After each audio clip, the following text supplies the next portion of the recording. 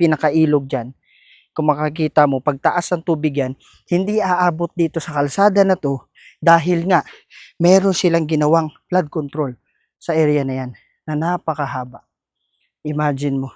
At kung mapapansin mo, itong mga ginawa nila na mga tunnel para dumaan ang tubig, para hindi magbaha sa lugar na to, kita nyo naman yung quality ng pagkagawa, ayan o. So may mga bakal-bakal pa na nakikita. At marami yan guys ha. Bukod dito, doon, marami yan. At dito naman yung kabila, magkahilera yan. So bukod sa flood control na ginawa nila, meron pa sila mga ginawang tunnel.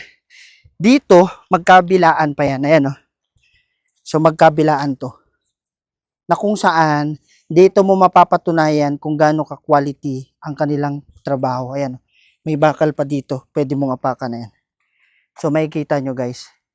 So ito yung mga tunnel na ginawa nila para makaiwas sa mga baha at dito dadaan. At the same time, ito yung pinakailog dyan.